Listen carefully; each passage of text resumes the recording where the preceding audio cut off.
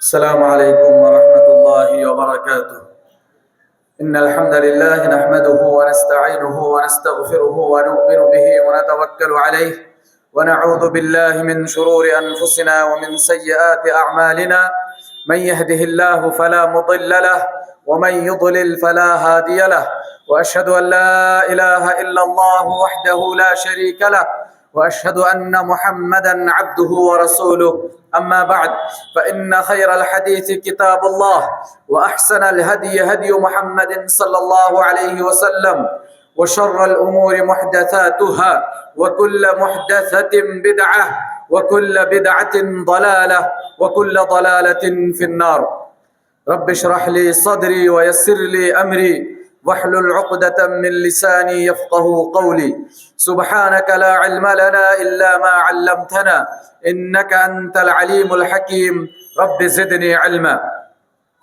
সম্মানিত আজকের এই শিক্ষামূলক সেমিনারের মহামান্য সভাপতি সাহেব, মঞ্চে উপবিষ্ট উলামায়ে কেরাম, সম্মুখে বসে থাকা শ্রোতাগণ, মাদ্রাসা দারুল উলুম জুরিয়ার অনেক আদরের ছাত্ররা,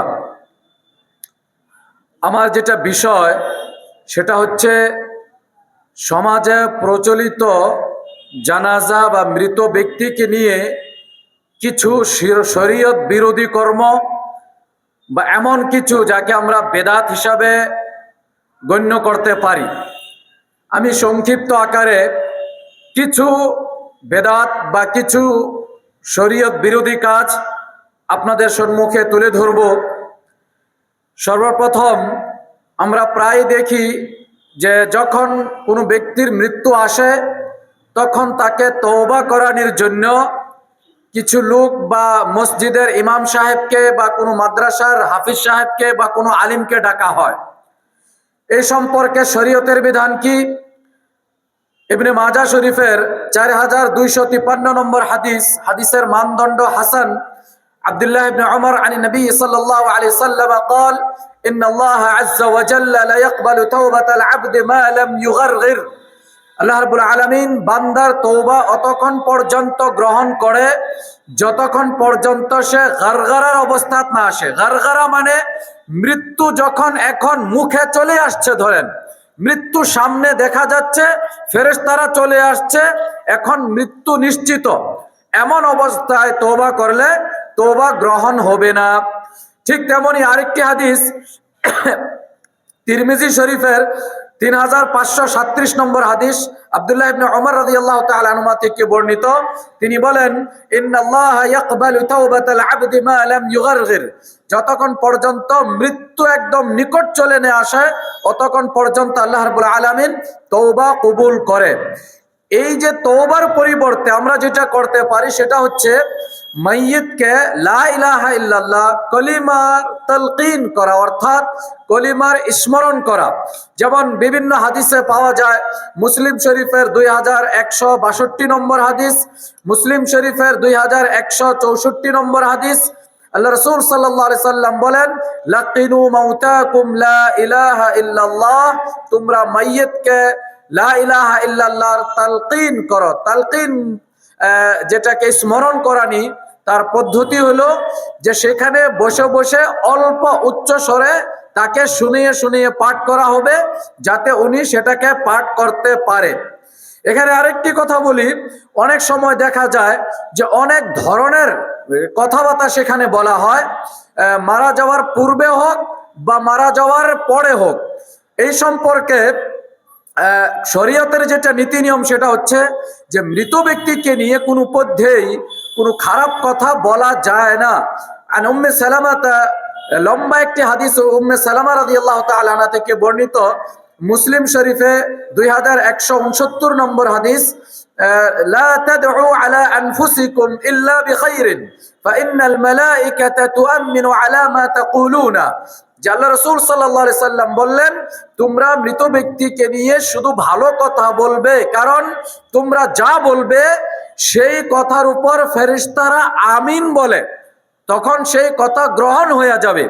বিশেষ করে অনেক মহিলাদেরকে দেখা যায় যখন কেউ এমন অবস্থায় আসে, নানান কিছু বলে যেগুলি শরীয়ত বিরোধী, যেমন আল্লাহ আমাকে কেন নিয়ে গেল না, আল্লাহ এই ব্যক্তিকেই পেল, নানান কিছু কথা বলে। আর যা কিছু বলা হয় ফেরেশতারা সেই জায়গায় আমিন বলে।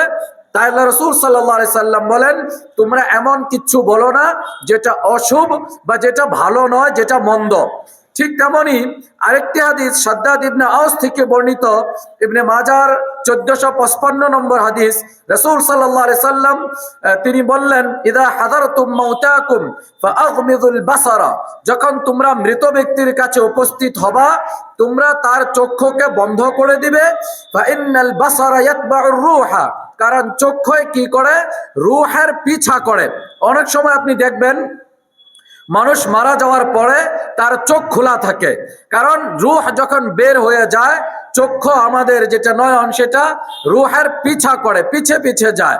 যখন রূহ শরীর থেকে বের হয়ে যায় তখন শরীর যেটা ফাংশন সেটাই বন্ধ হয়ে যায়, চোখ বন্ধ হওয়ার সময় পায় না, যার জন্য চোখ খোলা থেকে যায়।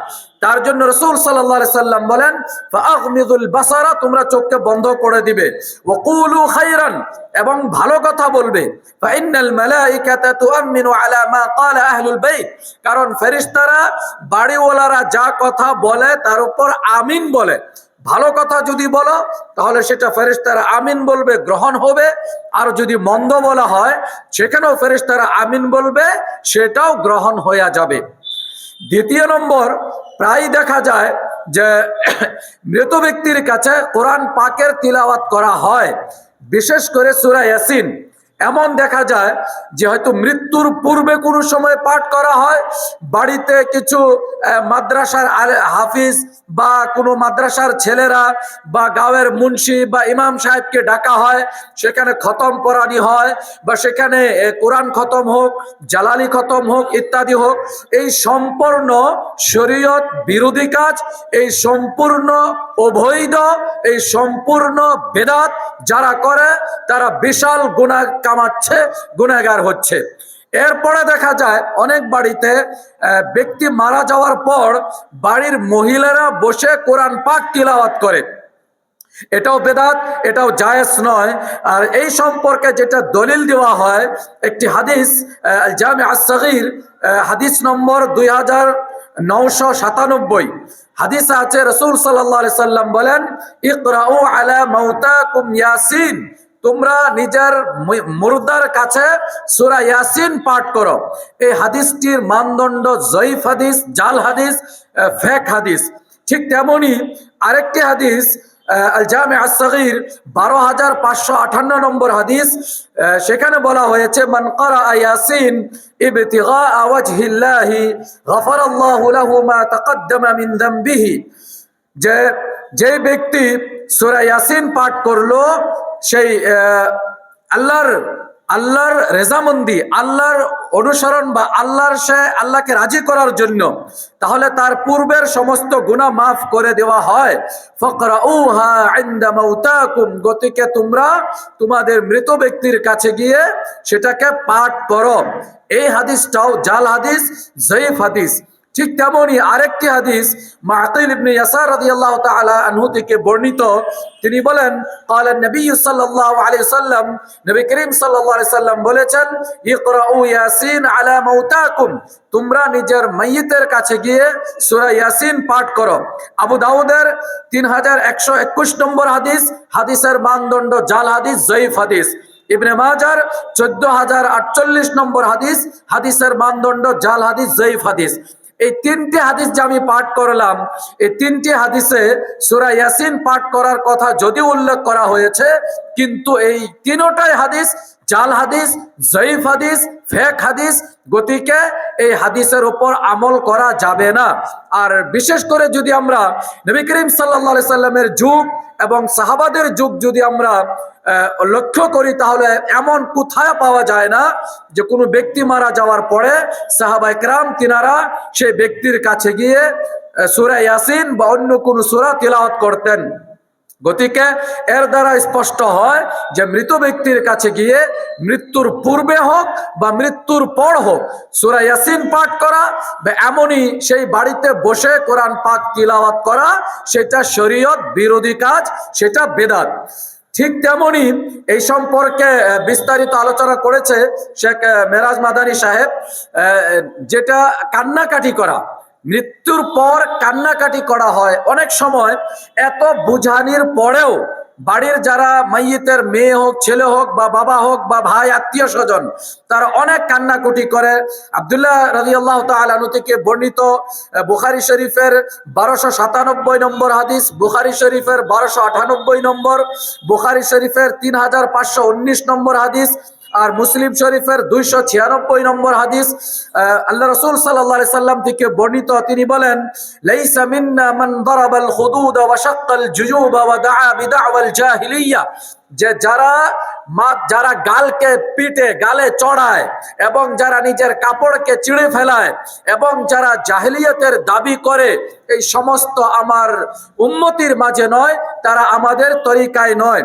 ঠিক তেমনি একটি লম্বা হাদিস আব্দুল্লাহ ইবনে উমর রাদিয়াল্লাহু তাআলা আনহুমা থেকে বর্ণিত, قال اشتكى سعد بن عبادة شكوى له فأتاه النبي صلى الله عليه وسلم। সাদ ইবনে উবাদা তিনি নিজের কমপ্লেন করলেন, নিজের বেমারের জন্য রাসূল সাল্লাল্লাহু আলাইহি সাল্লামের কাছে তিনি আবদার করলেন। তখন রাসূল সাল্লাল্লাহু আলাইহি সাল্লাম তিনার আয়াদাত করলেন। আব্দুর রহমান ইবনে আউফ আর সাদ ইবনে আবি ওয়াক্কাস এবং আব্দুল্লাহ ইবনে মাসউদ, এই তিনজন সাহাবী তিনার সাথে ছিলেন। তিনারা ওনার জিয়ারতের জন্য, ইয়াদাতের জন্য সেখানে তিনারা উপস্থিত হইলেন।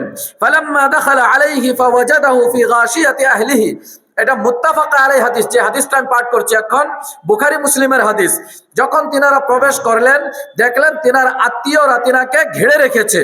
ফাকাল কাদ কাযা, যখন জিজ্ঞাসা করা হলো যে ওনার কি মৃত্যু হয়ে গিয়েছে, তখন বললেন, লা ইয়া রাসূলুল্লাহ, না এখনো মৃত্যু হয় নাই।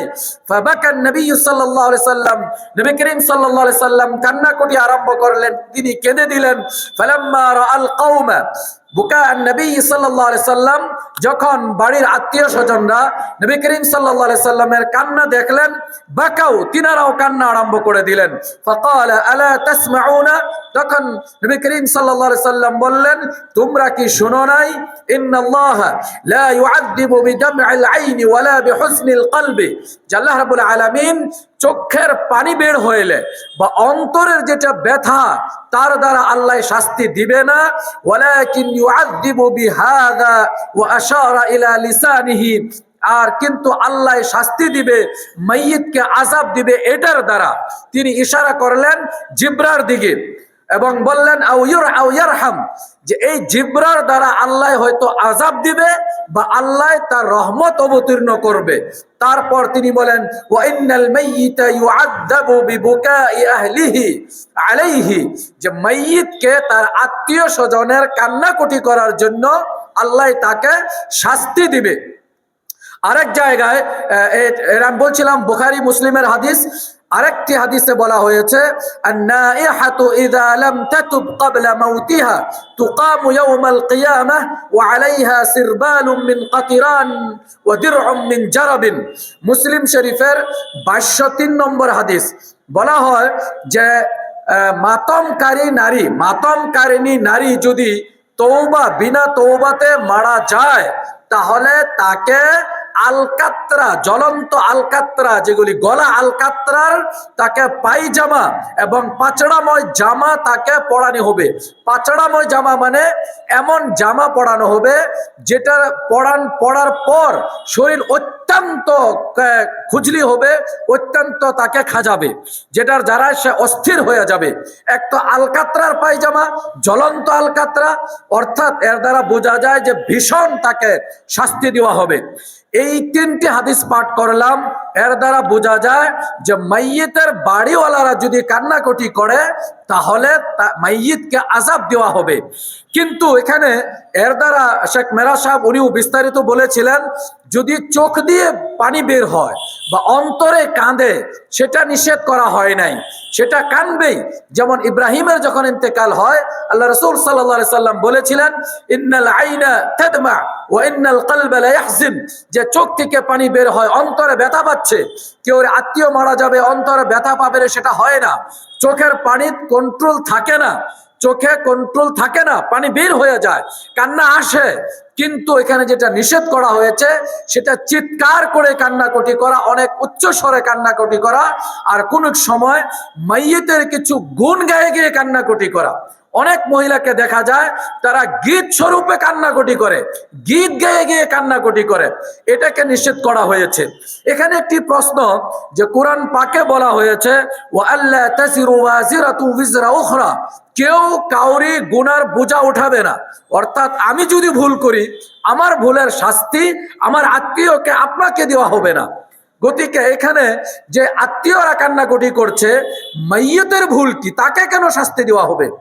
এখানে বলা হয়, যদি আপনি তাকে ওসিয়ত করে গিয়েছিলেন, এক নম্বর যে আমি মারা যাওয়ার পরে যাতে ভীষণভাবে কান্নাকাটি করা হয়, যেমন জাহিলিয়তের যুগে তারা ওসিয়ত করে যেত, গতিকে তার জন্য তাকে শাস্তি দেওয়া হবে।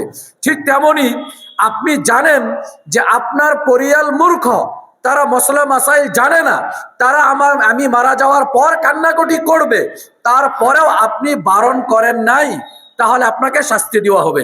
কিন্তু আপনি যদি জীবিতকালে শিক্ষা দিয়েছেন, তাদেরকে ইসলামিক শিক্ষায় শিক্ষিত করেছেন, বা আপনি মারা যাওয়ার পূর্বে ওসিয়ত করেছেন যে আমি মারা যাওয়ার পর যাতে কেউ উচ্চস্বরে বা জাহিলিয়তের প্রথা হিসাবে যাতে কেউ কান্নাকাটি না করে, তারপরেও যদি কেউ করে তাহলে তার জন্য সে দায়ী, আপনাকে ইনশাল্লাহ শাস্তি দেওয়া হবে না। তারপর আমরা প্রায় জানাজাতে দেখি, এটা তো 100% আল্লাহ ইল্লা মাশাআল্লাহ যদি বিশুদ্ধ আহলে হাদিসের জানাজা হয় তাহলে এমন হয় না, কিন্তু বাকি যত জানাজাতে উপস্থিত হইলাম 100% দেখা যায় যে একজন লোক দাঁড়িয়ে বলে, কি গো বলেন তো লোকটা ভালো ছিল না। এই যে সাক্ষী নেওয়া, এই সম্পর্কে উনারা আসল যে মসলাটা নিয়েছেন, আসল বুখারী শরীফের একটি হাদিস, আন আবিল আসওয়াদ قال قدمت المدينة وقد وقع بها مرض فجلست إلى عمر بن الخطاب। আবু আসওয়াদ তিনি বলেন, আমি মদিনাতে প্রস্থান করলাম, এবং আমি বেমারে লিপ্ত হইলাম, রোগী হয়ে গেলাম, আমি উমরের কাছে বসলাম। ফামাররাত বিহিম জানাজাতুন, একটি জানাজা তিনার কাছ থেকে পার হয়ে গেল, কোন মৃত ব্যক্তিকে নিয়ে যাওয়া হচ্ছে। ফাউসনিয়া আলা সাহিবিহা খাইরান, তখন সেখানে বসে থাকা লোকের মাঝে কেউ তিনার প্রশংসা করলো। ফাকাল উমর রাদিয়াল্লাহু আনহু ওয়াজাবাত, উমর বললেন ওয়াজিব হয়ে গিয়েছে। থুম্মা মুররা বিউখরা ফাউসনিয়া আলা সাহিবিহা খাইরান, আরেকটি জানাজা গেল, তারও লোকেরা প্রশংসা করলো, উমর বললেন ওয়াজাবাত। থুম্মা মুররা বিসালিসাতি, উমর বললেন ওয়াজিব হয়ে গিয়েছে। এমন ভাবে তৃতীয় ব্যক্তিকে যখন নিয়ে যাওয়া হয়, তৃতীয় জানাজা, উমর বললেন ফাকাল আলা সাহিবিহা শাররান, লোকেরা তার নিকৃষ্টতা বর্ণনা করলো যে লোকটা খারাপ ছিল। উমর বললেন ওয়াজাবাত, তার উপরও ওয়াজিব হয়ে গিয়েছে। আবুল আসওয়াদ যে হাদিসের রাবি, তিনি বলেন ফাকুলতু ওয়ামা ওয়াজাবাত ইয়া আমিরুল মুমিনিন, হে আমিরুল মুমিনিন উমর ইবনে খাত্তাব, কি ওয়াজিব হয়ে গিয়েছে? তখন তিনি বললেন ক্বালা কুলতু কামা ক্বালা নবী সাল্লাল্লাহু আলাইহি সাল্লাম, আমি ঠিক তেমনই বলেছি যেমন নবী করিম সাল্লাল্লাহু আলাইহি সাল্লাম বলেছেন, আইয়ুমা মুসলিমিন শাহিদা লাহু আরবাআতুন বিখাইরিন, কোন মুসলিম ব্যক্তির জন্য যদি কোন 4 জন ব্যক্তি ভালো হওয়ার সাক্ষী দেয়, আদখালাহুল্লাহুল জান্নাতা, তাকে আল্লাহ জান্নাতে প্রবেশ করাবে। ফাকুলনা ওয়া সালাসাতুন, আমরা জিজ্ঞাসা করেছিলাম রাসূল সাল্লাল্লাহু আলাইহি সাল্লামকে, আল্লাহ রাসূল 4 জনের পরিবর্তে যদি 3 জনে সাক্ষী দেয়, আল্লাহ রাসূল বললেন ও 3 জনে যদি সাক্ষী দেয় ওয়া সালাসা, তাও আল্লাহ তাকে জান্নাতে প্রবেশ করাবে। ফাকুলনা ওয়া ইসনানি, আমরা বললাম হে আল্লাহর রাসূল যদি 2 জনে সাক্ষী দেয়, আল্লাহ রাসূল বললেন ওয়া ইসনানি, 2 জনে দিলেও চলবে। সুম্মা লাম নাসআলহু আনিল ওয়াহিদি, তারপর আমরা একজন সম্পর্কে জিজ্ঞাসা করি নাই। মনে হয় এই হাদিসটির উপর ভিত্তি করে তারা সাক্ষী নেন। কিন্তু এখানে জানা উচিত, সাক্ষী ভালো হওয়ার সাক্ষী জবরদস্তি লওয়া যায় না। আপনি একটি চিন্তা করেন, এমনও দেখি যে মাইয়ত যার জানাজা আদায় করা হচ্ছে, সেই ব্যক্তি লেনা দেনাত ভালো না, সেই ব্যক্তি 5 ওয়াক্ত সালাত আদায় করে নাই, তারপরও সবাই বলছে হ্যাঁ ভালো ছিলেন ভালো ছিলেন। আজীব আচরিত ব্যাপার। ভালো ইবনে হাজার রাহিমাহুল্লাহ তিনি এই সম্পর্কে বলেন, قال الداوودي المعتبر في ذلك شهادة أهل الفضل والصدق। এখানে যাদের সাক্ষী গ্রহণযোগ্য হবে তারা কারা? যারা ভালো উচ্চ লোক, যারা নেক লোক, লাল ফাসাকা, যারা গুনাহগার ব্যক্তি, যারা অপদার্থ ব্যক্তি, যাদেরকে খারাপ ব্যক্তি বলতে পারেন, তাদের সাক্ষী এখানে গ্রহণযোগ্য হবে না। লিআন্নাহুম ক্বাদ ইয়াসনুনা আলা মান ইয়াকুনু মিসলাহুম, কারণ তারা তাদের মতো ব্যক্তির প্রশংসা করবে। একজন মদারু ব্যক্তি, সে মদারু ব্যক্তির প্রশংসা করবে, গতিকে এমন ব্যক্তি যে বেনামাজি, সে বেনামাজির প্রশংসা করবে, যে সুদখোর, সুদখোরের প্রশংসা করবে। গতিকে এই সকল ব্যক্তির সাক্ষী গ্রহণযোগ্য হবে না। ওয়ালা মিন বাইনিহি ওয়া বাইনাল মাইয়িতি আদাওয়াতুন, ঠিক তেমনি যদি কেউ কারোর সাথে শত্রু ছিল, মাইয়িতের শত্রুই যদি সাক্ষী দেয় খারাপ হওয়ার, সেটাও গ্রহণযোগ্য না। গতিকে এর দ্বারা বোঝা যায় যে আন্তরিকভাবে কেউরি ভালো হওয়ার সাক্ষী দেয়। এখানে আরেকটি কথা বলি, ভালো হওয়ার মানদণ্ড সবার কাছে আলাদা। একজন ব্যক্তি তার আচরণ ভালো ছিল, ব্যবহার ভালো ছিল, তাকে আপনি ভালো বলেন, কিন্তু আসল ভালোকে কমসে কম যে ফরজগুলি আদায় করে, যে হারাম কাজে লিপ্ত হয় না। এখন আপনি চিন্তা করুন, একজন ব্যক্তি জীবনকালে সালাত আদায় করে নাই, একজন ব্যক্তি মদ খেয়েছে, একজন ব্যক্তি জীবনকালে নানা ধরনের হারাম কাজে লিপ্ত হয়েছে, সেখানে শ লোকে বলল লোকটা ভালো ছিল, সে কি জান্নাতে যাবে? সম্ভব? কোনো পদ্ধতি না। ঠিক তেমনি আচ্ছা আপনি বলেন, সেই মেহফিলে কেউ বলবে লোকটা খারাপ, যদিও সে সুদারু, মদারু, জুয়ারু, তাও তো কেউ বলবে না। গতিকে এমন ভাবে যে প্রথা আমরা তৈরি করেছি, একটা রসম আমরা তৈরি করেছি, যে সাক্ষী নেওয়া যে লোকটা ভালো ছিল কি না, এটা হয়তো শরীয়ত বিরোধী আমরা বলতে পারি। ঠিক তেমনি মাইয়িতকে কবরে রাখার সময় এ সম্পর্কে শেখ মেরাজ মাদানী সাহেব তিনি বিস্তারিত আলোচনা করেছেন যে মিনহা খালাকনাকুম ওয়া ফিহা নুঈদুকুম ওয়া মিনহা নুখরিজুকুম তারাতান উখরা, এই দুয়াটি পড়া যাবে না, এটা যায়ীফ জিদ্দা। শেখ মেরাজ সাহেব বলেছিলেন সিলসিলাতুজ যুআফা, মানে আচরিত খারাপ ধরনের যায়ীফ, যেটা আমরা সহজ সরল ভাষায় বলি।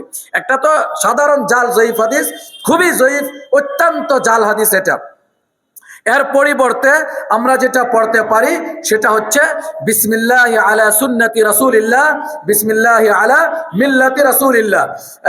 আবু দাউদ শরীফের 3213 নম্বর হাদিস, হাদিসের মানদণ্ড বিশুদ্ধ। আব্দুল্লাহ ইবনে উমর রাদিয়াল্লাহু তাআলা আনহু থেকে বর্ণিত, তিনি বলেন রাসূল সাল্লাল্লাহু আলাইহি সাল্লাম যখন কানা ইযা ওয়াদা আল মাইয়িতা ফিল কবরি, যখন মাইয়িতকে কবরে তিনি রাখতেন, তিনি বলতেন বিসমিল্লাহ ওয়া আলা সুন্নতি রাসূলিল্লাহ। এটা মুসলিম শরীফের শব্দ। ঠিক তেমনি ইবনে মাজার 1550 নম্বর হাদিস, হাদিসের মানদণ্ড বিশুদ্ধ। আব্দুল্লাহ ইবনে উমর রাদিয়াল্লাহু তাআলা আনহু থেকে বর্ণিত, তিনি বলেন কানা নবী সাল্লাল্লাহু আলাইহি সাল্লাম ইযা আদখালা আল মাইয়িত আল কবর ক্বালা বিসমিল্লাহ ওয়া আলা মিল্লাতি রাসূলিল্লাহ, বিসমিল্লাহ ওয়া আলা মিল্লাতি রাসূলিল্লাহ বলে মাইয়িতকে কবরে রাখতেন। গতিকে এটা বিশুদ্ধ দোয়া, এটাই সুন্নাত। আর মিনহা খালাকনাকুম ওয়া ফিহা নুঈদুকুম ওয়া মিনহা নুখরিজুকুম তারাতান উখরা, এটা বিশুদ্ধ নয়, এটা জাল জয়ীফ হাদিস। গতিকে এটা পাঠ করা যাবে না। ঠিক তেমনি যেটা দলবদ্ধ দোয়া দাফন করার পর, শেখ মেরাজ মাদানী সাহেব উনিও এই সম্পর্কেও আলোচনা করেছেন। এই সম্পর্কে যে দলিলটি দেওয়া হয়, হাদিস পাকে আছে যে ইস্তাগফিরু লিআখিকুম ওয়া সালু লাহুত তাসবিত ফাইন্নাহু আলআনা ইউসআল, যে তোমরা নিজের ভাইয়ের জন্য ক্ষমা প্রার্থনা করো, আর তার সে যে কবরের সব প্রশ্নের উত্তর দিতে পারে তার জন্য দোয়া করো। ফাইন্নাহু আলআন ইউসআল, এখন তাকে প্রশ্ন করা হবে। এখানে দলিল দেয় অনেক লোকে, যেখানে বহু বচন ব্যবহার করা হয়েছে, ইস্তাগফিরু লিআখিকুম, ওয়াসালু লাহু তাসবিত। বহু বচনের অর্থ তিনারা বলেন যে এর অর্থ হচ্ছে দলবদ্ধ হয়ে অনেক লোকে করতে হবে, একজন করলে তো বহু বচন হবে না। এর বিভিন্ন উত্তর দেওয়া হয়েছে। কোরআন পাকে যেখানেই বহু বচন ব্যবহার করা হয়েছে তার অর্থ এটা নয় যে আমরা সেটা একসাথে করব। যেমন বিভিন্ন জায়গায়, যেমন আমি একটি ছাত্রকে যখন ক্লাসে বললাম যে তোমরা কালকে সবাই এই হোমওয়ার্ক করে নিয়ে আসবে, এর অর্থ এটা না যে সবাই একসাথে বসে এক টাইমে করতে হবে, সবাই নিজ নিজ হিসাবে সুবিধা অনুযায়ী তারা করবে। কোরআন পাকে বিভিন্ন জায়গায় এই সম্পর্কে আলোচনা করা হয়েছে, সেটা আপনারা সবাই জানেন, আমি সেখানে বলতে চাইছি না। এখানে আরেকটি মসলা প্রায় বলা হয় যে অনেক সময় দেখা যায় যে মৃত ব্যক্তি তার ওয়াইফ যখন মারা যায়, স্ত্রী মারা যাওয়ার পরে স্বামীকে দেখার অনুমতি দেওয়া হয় না, বলে যে এখন যেটা বিবাহ বিচ্ছিন্ন হয়েছে এখন তিনি তার স্ত্রী নয়, গতিকে দেখার পারমিশন তাকে দেওয়া হয় না উভয়কে। এই সম্পর্কে শেখ মেরাজ সাহেব উনি আলোচনা করেছেন। মাইশার বিখ্যাত হাদিস, মা দাররুকা ইলা উমিতি ক্বাবলি ফাগাসালতুকি ওয়া কাফানতুকি সুম্মা সাল্লাইতু আলাইকি ওয়া দাফানতুকি। আল্লাহ রাসূল বলেছেন যে যদি তুমি আমার আগে মারা যাও আমি তোমাকে গোসল দিব। ফাতিমা রাদিয়াল্লাহু তাআলা আনহার ওসিয়ত, তিনি আলী রাদিয়াল্লাহু তাআলা আনহাকে ওসিয়ত করেছিলেন আমি আগে মারা গেলে আপনি আমাকে গোসল দিবেন, আপনি মারা গেলে আমি গোসল দিব। আপনি চিন্তা করেন যদি গোসল দেওয়া যায় তাহলে দেখা যাবে না কেন? আচরিত ব্যাপার। গোসল দিতে গেলে হয়তো পারে লজ্জাস্থলের দিকে নজর চলে যেতে পারে, সেখানে দৃষ্টিবোধ হতে পারে বা হাত লাগতে পারে। যদি গোসল দিতে পারে তাহলে এখানে তাকে দেখা যাবে না, সেটা আচরিত ব্যাপার।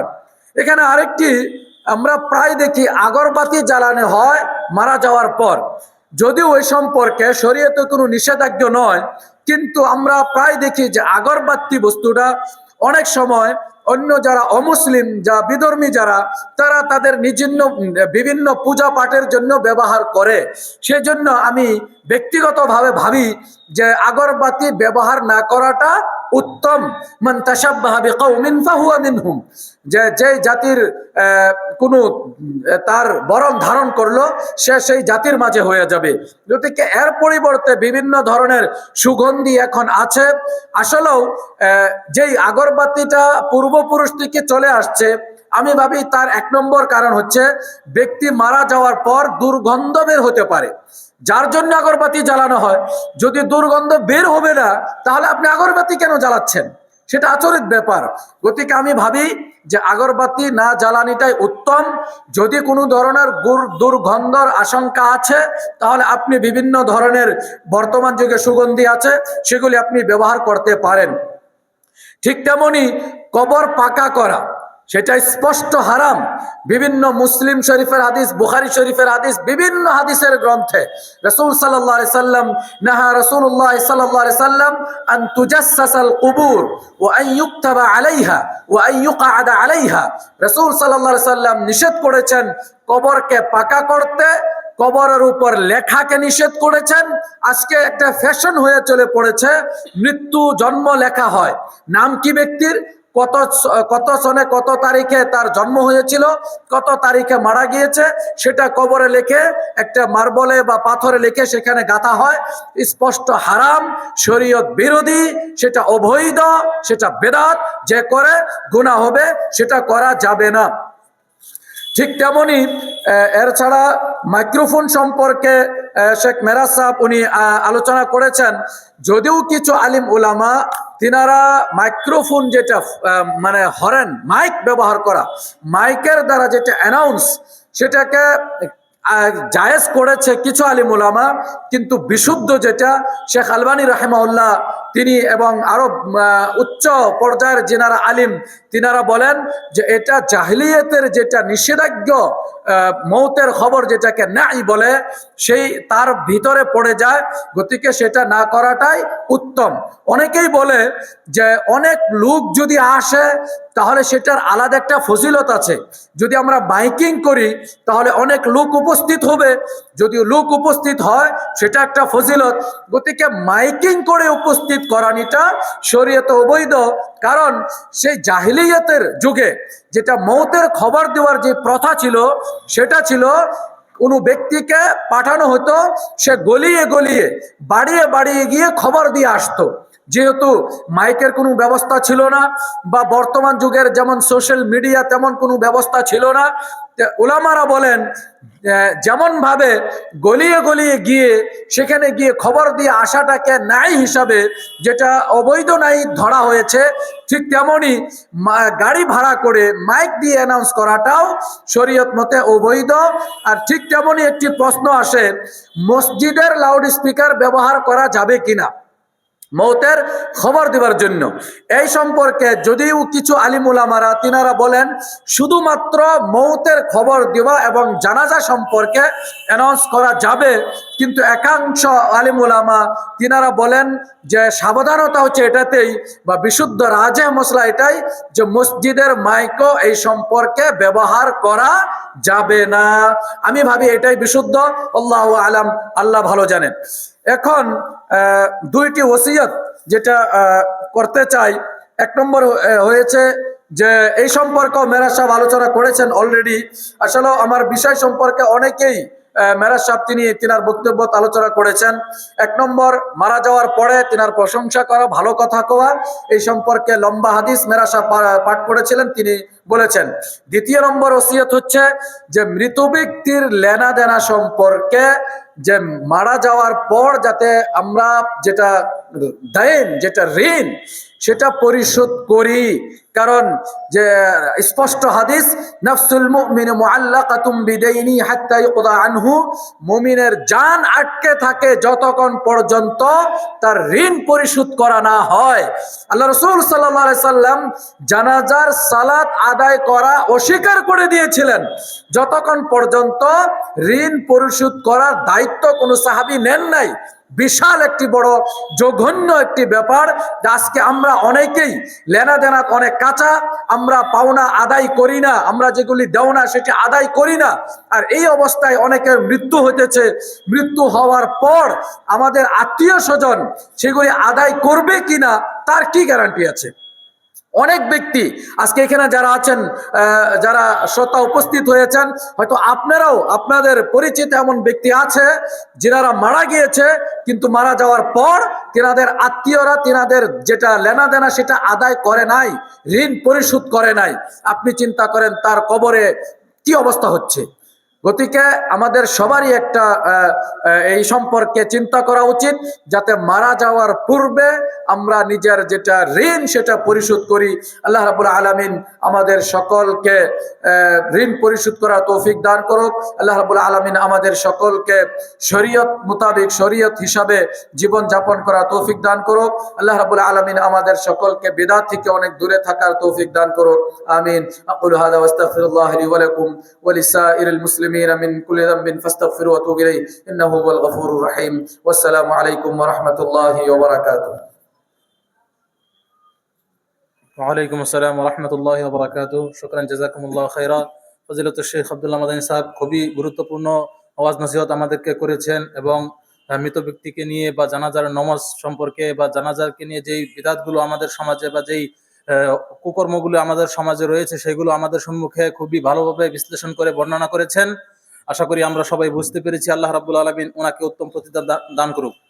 তারপরে যেহেতু এটা একটা সেমিনারের মাধ্যমে প্রশ্ন উত্তরের সুবিধা রাখা হয়েছে, এখন সবার কাছে আহ্বান জানানো হচ্ছে, আপনাদের কাছে যদি কোনো প্রশ্ন থাকে তাহলে আপনারা করতে পারেন। ওলামা একরামরা এখানে আছেন, আপনাদের প্রশ্নের উত্তর দেওয়ার ওনারা চেষ্টা করবেন ইনশাআল্লাহ। কোরআন এবং হাদিসের আলোতে আপনাদের প্রশ্নের উত্তর দেওয়া হবে ইনশাআল্লাহ।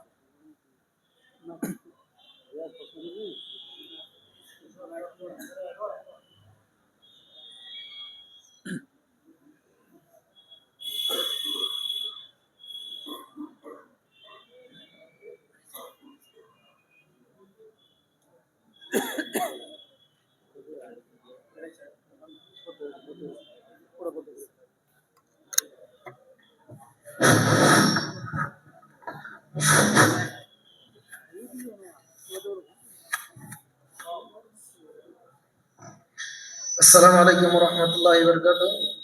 শেখ, আমার প্রশ্ন হলো, ছেলে বাপের গোসল দিতে পারবে কি?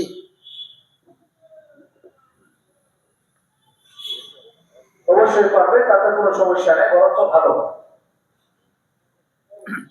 মেয়ে মার গোসল দিতে পারবে? মেয়ে তার মার গোসল দিতে পারবে?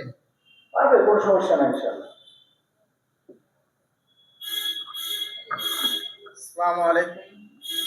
কোন দিনকে কেন্দ্র করে কেউ যদি কারো জিয়ারত করতে যায় সেটা কি সত্য না অসত্য? জিয়ারতের কিছু নীতি নিয়ম আছে। যেমন আমরা জানি বিশুদ্ধ হাদিস, বিখ্যাত হাদিস, কুনতু নাহাইতুকুম আন জিয়ারাতিল কুবুরি ফাসুরুহা ফাইন্নাহা তুযাক্কিরুল আখিরাহ, যে আল্লাহ রাসূল সাল্লাল্লাহু আলাইহি ওয়াসাল্লাম প্রথম অবস্থায় কবর জিয়ারতকে বারণ করেছিলেন, তারপর তিনি অনুমতি দিলেন, বললেন কবর জিয়ারত করো, কারণ কবর জিয়ারতে আখিরাতকে স্মরণ করায়।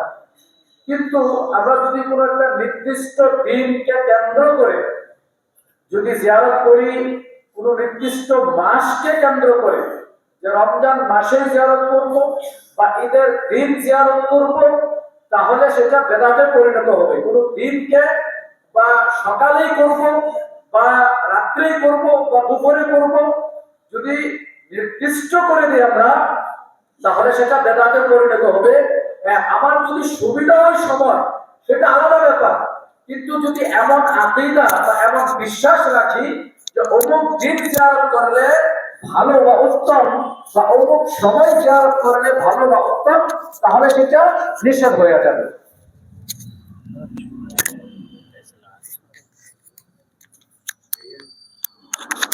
अस्सलाम वालेकुम रहमतुल्लाह। यार आप लोग सवाल करेंगे। शेख, मेरा सवाल है, मैयत को सामने रख कर जो तस्वीरें होती है ये कहाँ तक सही है? ওনার প্রশ্ন হচ্ছে, মৃত ব্যক্তিকে সামনে রেখে যে কিছু ওয়াজ নসিহত করা হয়, এই সম্পর্কে শরীয়তের বিধিবিধান কি?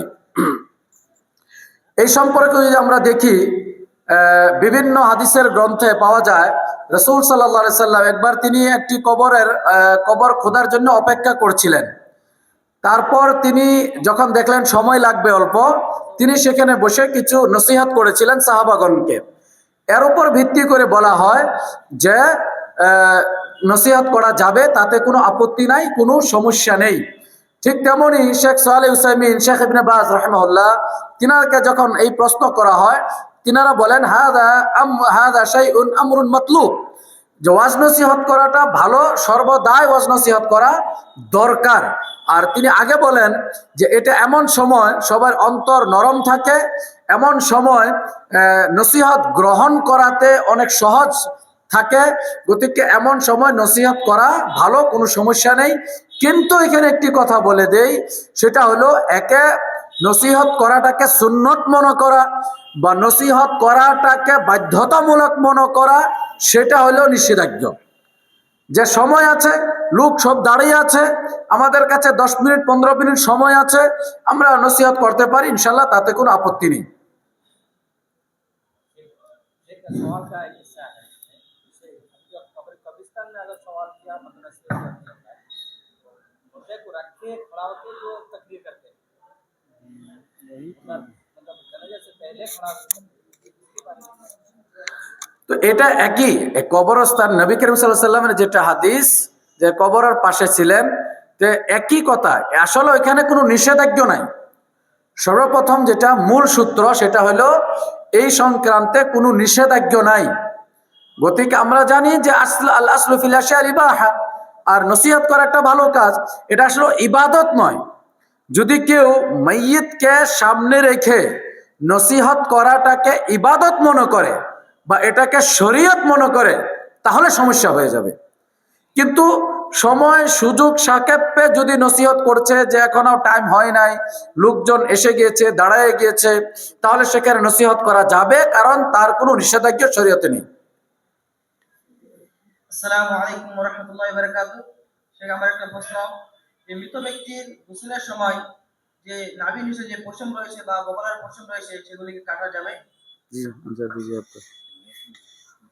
মেরা সব ইয়াল্লাহ। আরে দাদা, এর প্রশ্ন হলো, মৃত ব্যক্তির নাভির তলের পশম এগুলা কি কাটা যাবে?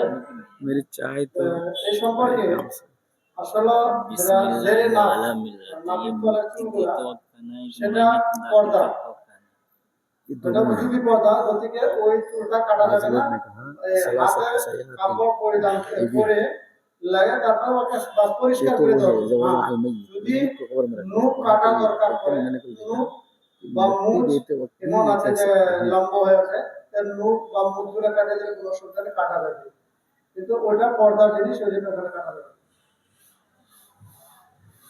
আসসালামু আলাইকুম। আমার প্রশ্ন হচ্ছে যে মাইয়াতকে কোনো ব্যক্তি দূরে রয়েছে, সেই ব্যক্তিকে ভিডিও কল করে দেখানো যাবে, বা সেই ব্যক্তিকে এই ভিডিও বানিয়ে তারপরে হোয়াটসঅ্যাপে পাঠানো যাবে?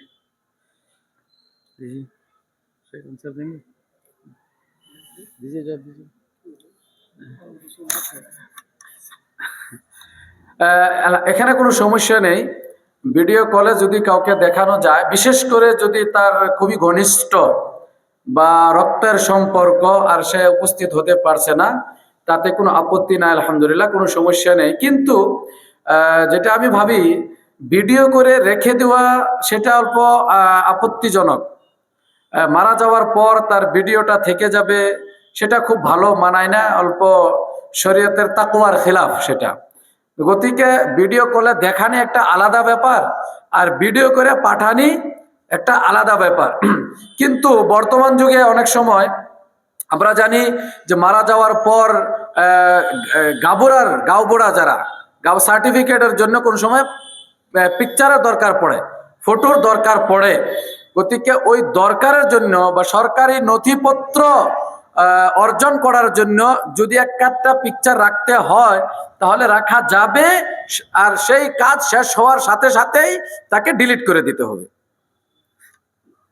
এর সাথে তার একটা কথা মনে রাখতে হবে, সেটা হলো যে যদি গैर महरम হয় দেখি মহিলা আছে, মহিলার সাথে ওর সাথে আবার गैर महरम থাকে, তো সেটা দেখা চলবে। মাইয়াতের সালাতে কাফারা দেওয়া যাবে? মাইয়াতের যে মরে যাওয়ার পর হানফি ভাইরা বলে যে 2 ওয়াক্ত বা 3 ওয়াক্ত সালাত পড়ে নাই, তার কাফারা দেওয়া হবে কিনা? मेरा एक मसला तो आया ही नहीं यार, मेरा एक मसला आया ही नहीं। इताम उताम कहाँ गया, पूरा सफा छूट गया यार। আজীব ব্যাপার এটা, এটা একটা আচরিত ব্যাপার যে আসলে সালাতের কোনো কাফারা নেই। আমরা জানি যে সালাতের যেগুলি বদনি ইবাদত, কোনো কাফারা নেই, সালাতের কোনো কাফারা নেই। আর যারা কাফারা আদায় করে, কি হিসাবে আদায় করবে? ও কোন বছর থেকে সালাত আদায় করে নাই, কয়বার আদায় করে নাই, কোন কোন ওয়াক্ত ছেড়েছে, আদায় করে নাই, কি করে জানবে? আশা করি কেউ মনে করবে না আমি কোনো সময় অল্প শক্ত ব্যবহার করি, এর চেয়ে চরম ভণ্ডামি আর নেই। আচরিত ব্যাপার, মানে টাকা কামাই করার জন্য লোকেরা কি কি পদ্ধতি করে, সেটা খুবই আফসোস লাগে, দুঃখজনক যে চাঁদা সংগ্রহ করার জন্য বা জনসাধারণের কাছ থেকে টাকা অর্জন করার জন্য লোকেরা কি কি পদ্ধতি অর্জন করে। আচরিত ব্যাপার। সালাতের কাফারা মানে গোটা জীবনের কাফারা। এমন যদি হতো তাহলে যারা ধনী ব্যক্তি তারা কেউ জাহান্নামে যাবে না। সালাত কেন আদায় করবে? মারা যাওয়ার পর কয়েক কোটি টাকা লাগে নিয়ে নিবি, যা সালাত আদায় করবো না, কি ব্যাপার এগুলি? আচরিত।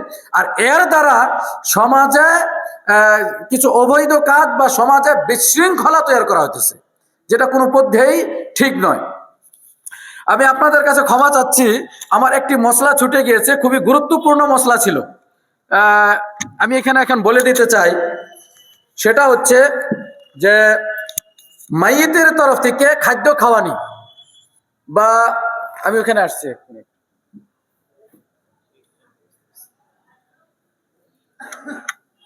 মাইয়িতের তরফ থেকে খাওয়ানি 3 দিন পরে হোক, 4 দিন পরে হোক, 40 দিন পরে হোক, যেটা এই সম্পর্কে দেখেন, আব্দুল্লাহ ইবনে জাফর قال لما جاء نعي جعفر حين قتل قال النبي صلى الله عليه وسلم اصنعوا لآل جعفر طعاما فقد أتاهم أمر يشغلهم أو أتاهم ما يشغلهم। আবু দাউদের 3232 নম্বর হাদিস, হাদিসের মানদণ্ড হাসান। যে আল্লাহ রাসূল সাল্লাল্লাহু আলাইহি সাল্লাম জাফরের খানদানকে গোষ্ঠীকে বললেন, যখন জাফর রাদিয়াল্লাহু তাআলা আনহুকে মওতার যুদ্ধে তিনাকে শহীদ করা হয়েছিল, তিনি বললেন আল্লাহ রাসূল ইসনাউ লি আলি জাফর তাআমান, জাফরের বাড়ির জন্য খাদ্য তৈরি করো। তাদের কাছে এমন খবর এসেছে যে খবরে তাদেরকে টেনশনে ফেলিয়ে দিয়েছে। তো আজকে দেখা যায় যে উল্টা, মানে শরীয়ত হচ্ছে যেই বাড়িতে কাউরি মৃত্যু হয়েছে তাদেরকে পুরুষেরা খাওয়াবে, কিন্তু আমরা কি করছি, যেই বাড়ির মৃত্যু হয়েছে সেই বাড়িতে সবাই বেহায়া হয়ে, শব্দগুলি খুব চিন্তা করে বলছি, বেহায়া হয়ে বেলজ্জা হয়ে সেই বাড়িতে গিয়ে খাচ্ছি।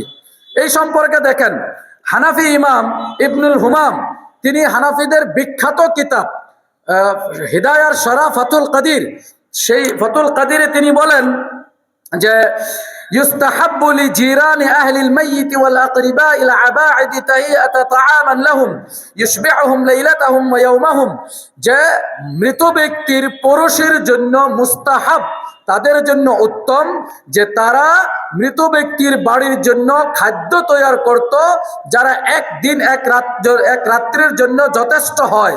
ওয়ায়ুকরাহু ইত্তিখাদুদ দিয়াফাতি মিন আহলিল মাইয়িত, এবং সেই মৃত ব্যক্তির বাড়িতে খাওয়াটা অপছন্দনীয়। লিআন্নাহু শুরিআ ফিস সুরুর, কারণ একজন মানুষের বাড়িতে খাওয়া হয় উৎসবের সময়, খুশির সময়, লা ফিস সুরুরি, সেই দুষ্ট সময়ে বা কষ্টর সময়ে নয়। ওয়াহিয়া বিদআতুন মুস্তাকবিহাতুন, আর এটা হচ্ছে একটি খারাপ ধরনের বেদাত।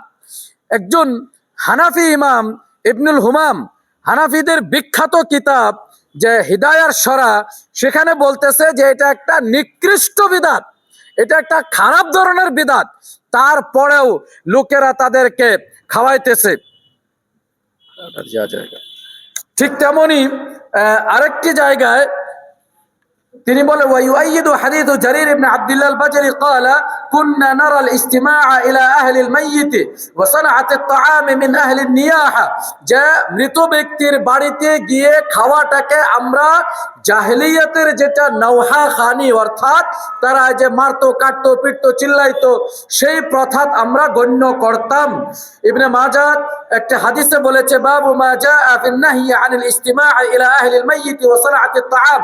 ইবনে মাজাহতে একটা অধ্যায় রচনা করা হয়েছে যে মৃত ব্যক্তির বাড়িতে গিয়ে খাওয়াটা শরীয়ত বিরোধী কাজ।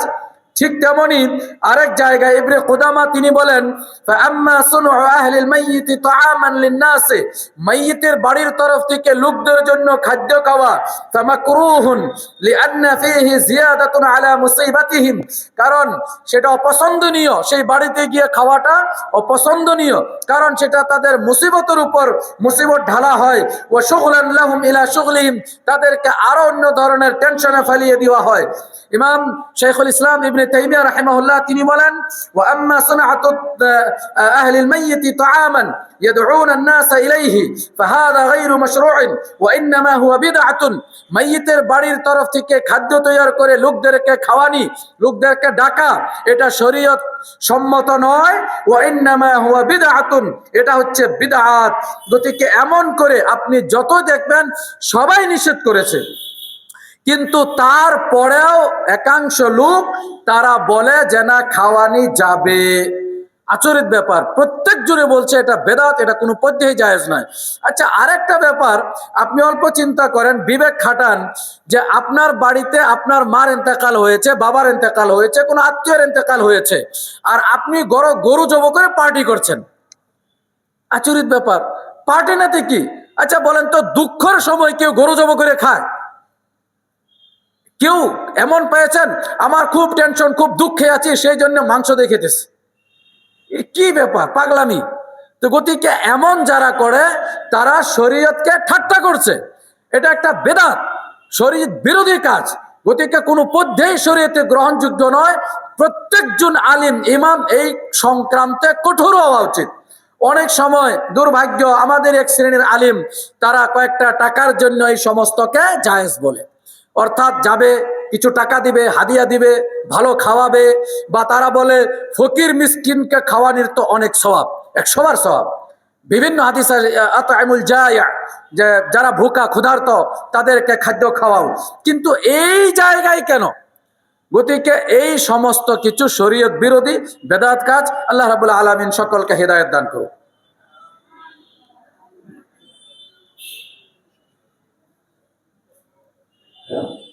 এখানে শেখের কাছে আরেকটা জিনিস কিছু চাই, সেটা হলো হয়তো আমরা বলি যে যার বাড়ি মানে কেউ মারা গেল, ওকে আমরা 3 দিন খাওয়াই, 3 দিন পর্যন্ত খাওয়ানোর আদেশ আছে, আমরা 3 দিন পর্যন্ত তাকে খাওয়া দাওয়া করি। তো 3 দিন পরে আমরা 3 দিন পরে হয়তো আমার বাড়ির গরিব মিসকিনকে খাওয়াই, বা 40 দিন পরে খাওয়াই, বা ধরেন আমি 6 মাস পরে ওই মৃত ব্যক্তির নামে যদি খাওয়াতে চাই, অসুবিধা কি? এখানে আসলে যে 6 মাস পরে কেউ খাওয়ায় না, খাওয়ায় আসলে 3 দিন পরে বা 40 দিন পরে, যেটাকে 40 বলে। আর এটা হিন্দু ধর্মের একটা রিওয়াজ, তাদের থেকে এসেছে, ইসলাম ধর্মের এমন রিওয়াজ নয়। গতিকে আপনি যতই বলেন যে আমরা এমনি খাওয়াচ্ছি, কিন্তু আসলেও তার জন্য খাওয়াইছেন। আপনি নিজে মিছা কথা বলতে পারেন, আল্লাহকে ধোঁকা দিতে পারেন না। গতিকে আপনি খাওয়ান, মিসকিনকে খাওয়ান, তাতে কোনো সমস্যা নাই। কিন্তু মাইয়িত উপলক্ষে, মওত উপলক্ষে খাওয়ানি যাবে না। শেষ করে দিন সভাপতি সাহেব। আসসালামু আলাইকুম রহমতুল্লাহি ওয়া বারাকাতুহু। শেখ, আমার একটি প্রশ্ন, মায়েরকে কাফন দাফন করে আবার সরকারি হিসাবে কোনো রিপোর্ট পাওয়ার পরে ওই লাশকে আবারই উঠানোর পরে আপনি কাছে আবারই পুনরায় দাফন করা হয়, এই সম্পর্কে কি বলেন? হ্যাঁ,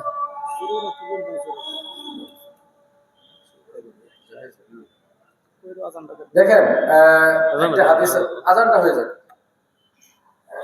দেখছে এ রকম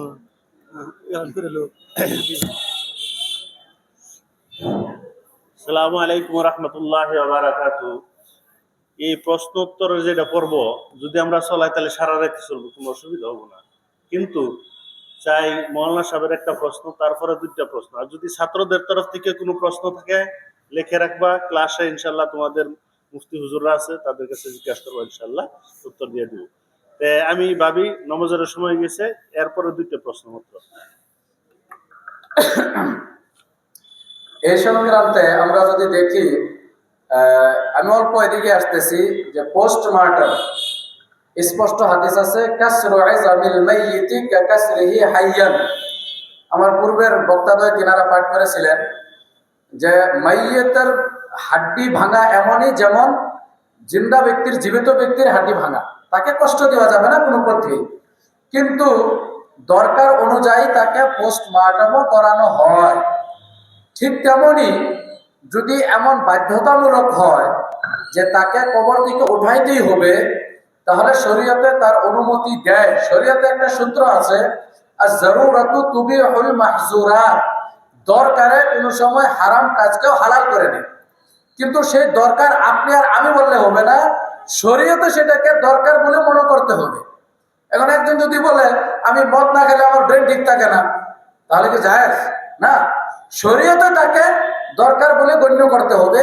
ঠিক তেমনই অনেক সময় কিছু মার্ডার কেস থাকে, ইত্যাদি থাকে, যেটা সরকারি মতে তার পোস্টমর্টম হওয়াটা বাধ্যতামূলক, যার জন্য তাকে অনুমতি দেওয়া হয়, তাতে ইনশাল্লাহ আশা করি কোনো সমস্যা নেই। আসসালামু আলাইকুম। একজন পুরুষ যখন মারা যায় তখন তার স্ত্রীকে তার সাথে গোসল দেওয়া হয় এবং তাকে সাদা কাপড় পরিধান করানো হয়, সেটা কি শরীয়তে তার কি? समझ में नहीं आया। समझ में आ गया, वो सती वाला दीजिए, जवाब दीजिए। ये हिंदू है हमारे रिवाज, মানে সাদা কাপড় পরবে না। अच्छा। যখন স্বামী মারা যায় তার স্ত্রীর জন্য ইহদাদ বলে শরীয়তে, যে বেশিতে বেশি 40 দিন বা 41 দিন, 41 দিন, 4 মাস 10 दिन। 4 মাস মুতাফা নাজাররা 4 মাস 10 দিন পর্যন্ত শেষ মানে তারই করা হবে, ইদ্যত পালন করা হবে। ইতিমধ্যে সে সচরাচর ভাবে যেগুলা নাকি কাপড় বাড়িতে পরিধান করতো বা যে জড়াগুলা পরা থাকতো এগুলো পড়াই থাকতো, কোনো অসুবিধা নাই। হ্যাঁ, তাকে নিষেধ করা শুধুমাত্র সিংহার মানে যেটা নাকি এক্সট্রা সাজানো হবে সেগুলা। হ্যাঁ, ওই যে ওকে সাদা কাপড় পরাবে ওই দিন, তার শরীরের অঙ্গ সকল খুলে দিবে, সেগুলা শরীয়তের কোনো বিধান নাই, বরঞ্চ এগুলা গুনার কাজ হবে। কারণ এগুলা অন্য জাতিদের সাথে সমতুল্য হয়ে যায়, মুশাবাহ হয়ে যায়, যার কারণে সে গুনাহগার হবে। আসসালামু আলাইকুম ওয়া রাহমাতুল্লাহি ওয়া বারাকাতুহু। শেখ, আমার প্রশ্ন হচ্ছে মাইয়াতকে যখন কবরে রাখা হয় তখন আমাদের মধ্যে দুই রকম ভাবে রাখা হয়। একটা হচ্ছে কি পূর্ব দিকের যে দাওয়ারটা আছে দাওয়ারের পুরো কাত করে শুয়ে দেয়, আর একটা আছে কি মিডিলে ঠিকভাবে শুয়ে দেয় এবং মুখটাকে পশ্চিম দিকে ঘুমিয়ে দেয়। তো কোনটা সঠিক রাখার কোনটা পদ্ধতি, ওটা আমি জানি। মাইয়াতকে কবরে রাখার সঠিক পদ্ধতি হলো তাকে মাঝে মাঝে রাখার পরে তার চেহারাটা কেবলামুখী হওয়া দরকার।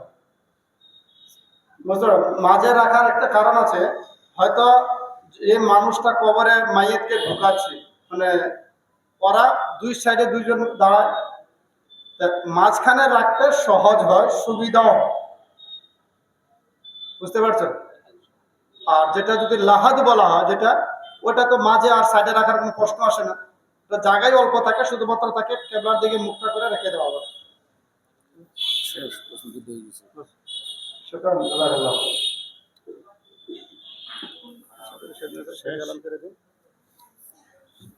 কিছু বলবেন না? আমার কোনো আসসালামু আলাইকুম ওয়া রাহমাতুল্লাহি ওয়া বারাকাতুহু।